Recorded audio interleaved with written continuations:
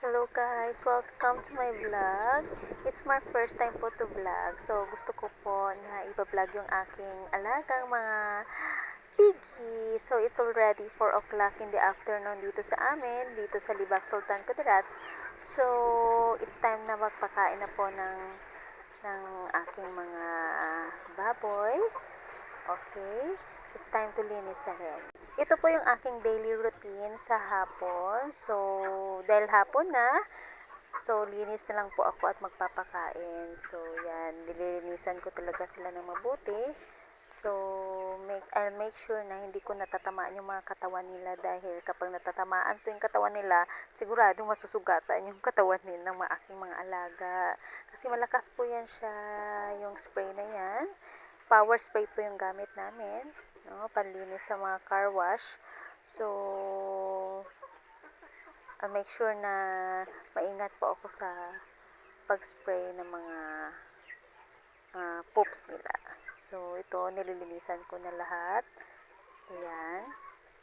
So, every 4 o'clock in the afternoon po ako nang start naglilinis at nagpapakain sa kanila. So, 8 po lahat kabilog itong aking alagang baboy. Itong alaga namin ng mister ko. Ito yung lingaw namin dito sa bahay dahil nahihirapan kami kung walang lingaw sa bahay ko. So, nag-decide kami na magbaboyan kami dito sa bahay para meron po kami lingaw. So, ito yung mga dogs namin.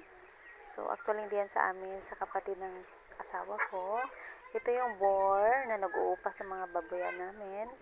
Ito yung bagong bili namin na boar para hindi na po kami magre-rent ng boar sa iba. Para at least safe kami sa ASF. So, ito sila. So, ito na. It's time to pakain na. Ito po yung husband ko. Galing po siya ng duty. So, nag-uwi siya saglit para magpakain ng kanyang alagang mga manok. So, ayan. Parang wala lang akong naka-video ba? Nagkamot pa ako ng pet. Ito, naghahintay na yung mga aking alagang baboy. Malinis na po yung kanilang mga lugar. So, pwede na po ako magpakain. Ang asawa ko po ay nagpapakain ng mga alaga niyang manok dahil marami po siya nagsisweetan pa kami. So, marami po kasi siyang alagang manok, iba-ibang klase. So, lingaw niya rin po yan dito sa amin. So, ako ang lagi kong nililinisan yung aming babuyan dahil medyo madali lang po linisan. So, pasensya na kayo sa asawa ko, medyo tabingi siya maglakad kasi kadalawa na po siya na aksidente sa motor. So, ito nilalagyan ko na po ng water yung kanilang mga feeds. Okay? Kasi mas maganda magpakain ng baboy kapag ginahuluman mo na siya ng water bago siya ipakain. Kasi yun ang gusto ng aming mga baboy na wet feeding po sila. And we make sure talaga na malinis ang aming kapaligiran, lalo-lalo na sa space ng aming babuyan dahil mahirap na po dahil meron din kaming mga kapitbahay, so kailangan malinis talaga parating ang aming babuyan.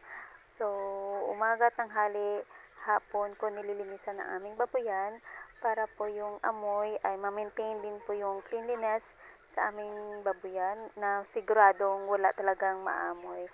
Dahil paminsan, malakas talaga dito ang hangin sa amin, so we make sure na wala kaming maagrabyado ng mga kapitbahay. So, pero malayo rin naman kami sa mga kapitbahay. So, for now, wala naman nagrereklamo. So, we make sure talaga na laging malinis ang aming baboyan. So, ito, nisisipot ko talaga yung mga pagkain ng baboy. Sa yung mga tira-tira, binibigay ko sa kanila kasi sayang po. Sayang po yung mga tira-tira pa. So, as you can see, masarap po yung kain ng aming mga alaga dahil wet feeding po ito. So, nasanay po sila sa wet feeding. So, meron rin kasing baboy na sanay sila sa dry feeding. Pero, much better po na wet feeding kasi sabi nila mas madali daw maglaki ang baboy kapag wet feeding at mas masarap po yung kain nila. Ito naman po yung pagkain para sa mga boar namin, no?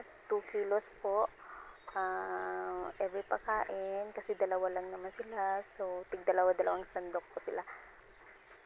Ay, nandito naman ang husband ko, so busy rin ang husband ko sa papakain ng kanyang alaga. So, ako hinahayaan niya na ako magpakain ng aming baboy dahil marunong na daw po ako mag-alaga. So, sa akin na daw po yung time para sa baboy. So, kasi puro inahin po lahat ng aming baboy. So, kailangan alagaan ng mabuti. Siyempre, para sa kinabukasan na rin, para sa mga anak namin, para makapag-ipon kami ng aming asawa. Kapag mga anak po ang mga baboyan namin, baka doon na po kami makakapag-ipon. Ngayon, tiis-tiis lang muna at focus lang muna kami sa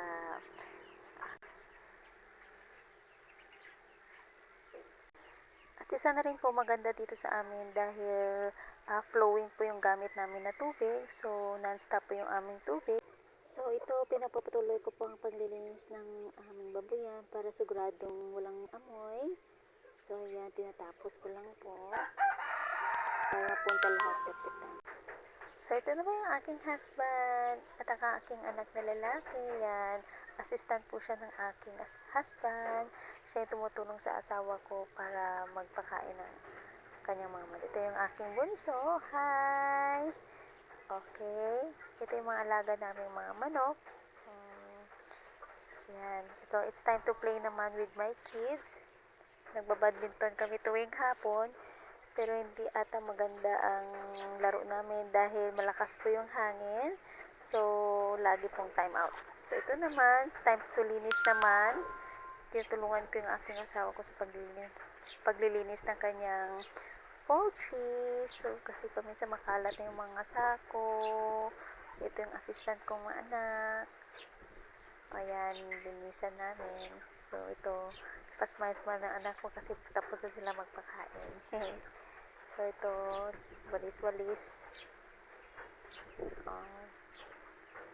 Walis-walis po kami. Yan. Para malinis po yung paligid ng manok canister.